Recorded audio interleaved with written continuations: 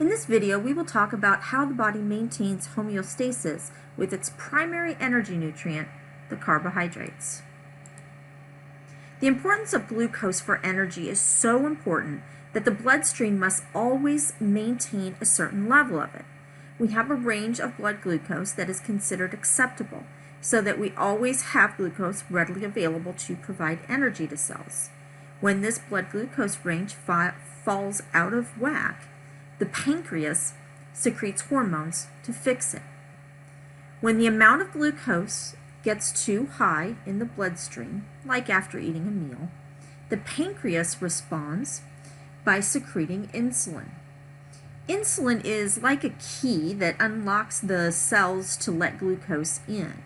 Without insulin attaching to cells, glucose will not get in. This is where diabetes comes into play. Depending on the type of diabetes, the pancreas either does not secrete enough insulin or the insulin is no longer effective. Insulin's job is to get glucose out of the bloodstream and into cells. When the glucose goes into the cells, the level in the bloodstream goes down to normal. When glucose is too low in the blood, the pancreas responds by secreting glucagon. The job of glucagon is to signal the liver to start breaking down glycogen into glucose molecules to be released into the blood. In turn, the level of blood glucose rises back to normal. In other words, when glucose is all gone, glucagon kicks in. After a meal of carbohydrates, our blood sugars normally increase. How high that spike of blood glucose is will determine how much insulin is secreted. When simple sugars are consumed, little to no digestion is required. They are rapidly absorbed and spike the blood sugars. It lasts a short period of time because the large dose of insulin quickly allows glucose into cells. Blood sugars drop shortly thereafter. If it drops too low, glucagon will kick in to release glycogen. When complex carbohydrates are consumed, it takes longer to break all the bonds. In turn, less glucose enters the bloodstream at a time. However, the addition of protein and fiber, along with complex carbohydrates, will slow down digestion even more.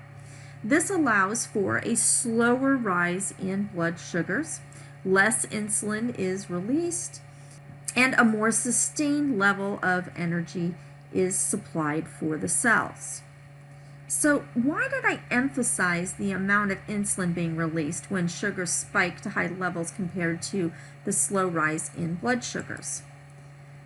The answer is that insulin promotes fat storage. The significance is that the higher the blood glucose above normal range, the more insulin is produced. If insulin promotes fat storage, then the scenario of spiked blood sugars is bad. That will increase the insulin and the amount of fat stored. In other words, we should strive to maintain blood sugars as close to normal range as possible. This is one of the main reasons for the popularity of the glycemic index. The glycemic index is a measure of how fast the carbohydrates in food goes in from your mouth to your bloodstream. Pure glucose is 100, the highest, fastest response to the blood. It is the most likely to spike blood sugars, which of course is a negative effect. Thus, for the sake of health, it is best to consume foods that have lower glycemic index because it will have a slower rise with less amount exceeding normal range. This results in less insulin response. Note, the highest food on this list is white bread. Recall what we said about white bread. These refined grains contain starch without fiber or protein.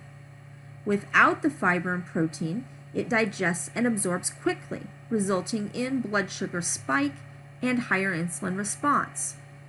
Whole grain bread with the fiber and a little bit of protein is in the middle of the spectrum, a much slower response, resulting in better blood sugar management and insulin response.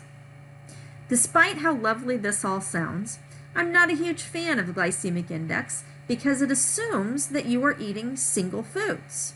That is not the way people eat, nor is it healthy to eat foods alone.